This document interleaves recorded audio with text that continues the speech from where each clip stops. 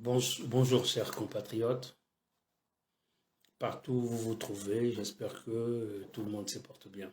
Chers compatriotes, je fais cette vidéo d'une importance capitale pour la santé de nos compatriotes. C'est un point d'information, je voulais vous passer le message, je voulais vous informer qu'il y a une situation très grave qui perdure depuis plusieurs années. L'État congolais, par l'intermédiaire de la SNPC, continue toujours à acheter, ça va faire pratiquement plus de 10 ans que ça persiste, continue à acheter du carburant toxique. Le carburant toxique, logiquement, la teneur en soufre doit être à 2000 ppm, mais le carburant que l'État congolais achète chez des traders pétroliers comme Trafigura a une teneur de plus de 10 000 ppm et une grosse teneur en benzène qui est très dangereux pour la santé de nos compatriotes. Chers compatriotes,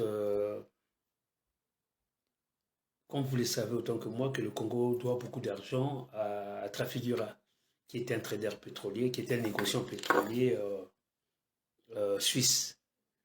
Et Trafigura, c'est Denis Christian Sassou Nguesso et toute sa racaille de la SNPC racheter du pétrole congolais et racheter du carburant raffiné à Trafigura.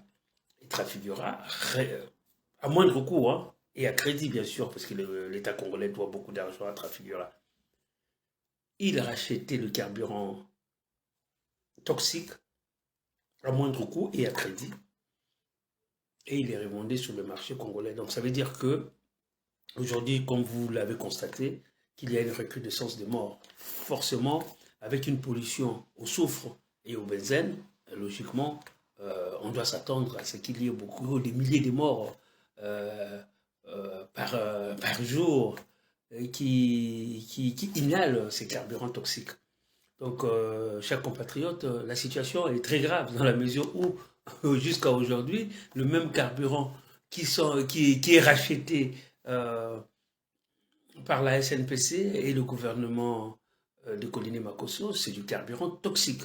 Et logiquement, dans un État normal, il devait y avoir une enquête parlementaire.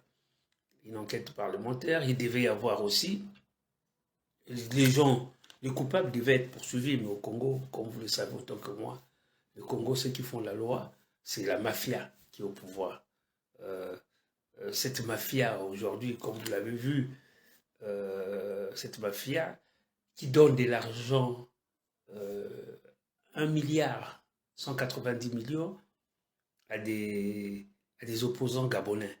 Alors que il y a beaucoup de mairies au Congo qui enregistrent 40 mois d'arriérés des salaires. Il y a nos étudiants boursiers à l'étranger et à Brazzaville qui enregistrent des arriérés des bourses. Il y a beaucoup d'enfants congolais, pratiquement au Congo, 90% des enfants prématurés meurent, tout par manque de couveuse.